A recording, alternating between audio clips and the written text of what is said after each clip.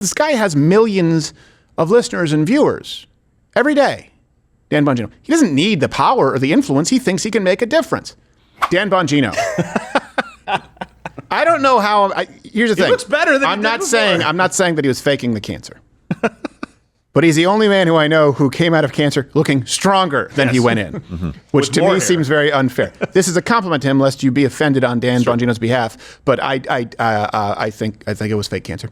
No, he's no Quincy Jones. No, of course he had cancer. But the guy just kept doing it. Yeah. He made this major announcement. He was like, yeah, I got cancer, and it was pretty serious cancer. Kept doing his thing, never stopped. That's the kind of guy you want as the FBI's new deputy director. And that is the news that is breaking right now. The left, of course, is losing their minds. We'll address that. But President Trump posted on Truth Social, great news for law enforcement and American justice. Sounds like a cartoon intro. Great news for law enforcement and American justice. Same law enforcement time. Dan Bongino, a man of incredible love and passion for our country, has just been named the next deputy director of the FBI by the man who will be the best ever director, Kash Patel, working with our new great United States Attorney General Pam Bondi and Director Patel. Fairness, justice, law, and order will be brought back to America, and quickly. Congratulations, Dan. Now, yes. The left is saying, here you go, podcaster now is being in charge of the FBI. Well, okay, first off, that's not true. They use the term podcaster to try and denigrate, but I certainly would take the qualifications of people like Hegseth, who happened to be a host, a person like Patel, who happened to appear on quite a few podcasts, a person like Bongino, who happens to have also hosted very successful shows, over, say, health secretaries whose only qualification was being a not real admirable tranny. And yes, I said admirable on purpose. I was going to go either way. Not real admiral either. Yeah. It would have worked, yeah. Not real admiral, not quite admirable. Tranny.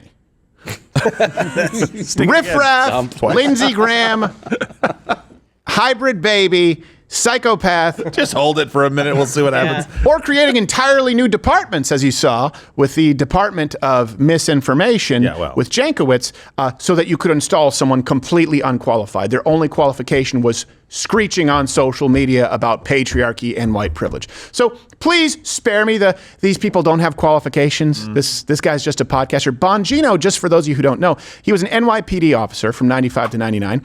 And from 99 to 2011, he was a Secret Service agent. So he was able, you may not know this, the reason he went into politics, the reason that you know his name now, that he hosts successful shows, is because he was able to hear and observe Barack Obama behind the scenes. And he obviously has to be very tight-lipped. Yeah. Didn't like what he saw, and it inspired him to try and make a difference. Just so you also know, unlike people on the left, people like Biden, people like Levine, people like Kamala Harris, take your pick, Dan Bongino is taking a major pay cut to do this. You guys notice that trend? Donald Trump, major pay cut. Someone like Hegseth, major pay cut. Yeah. Someone like Dan Bongino, major pay cut. Meaning there is another reason that they are doing it. Now you would say, oh, because of power. This guy has millions of listeners and viewers every day. Dan Bongino. He doesn't need the power or the influence. He thinks he can make a difference.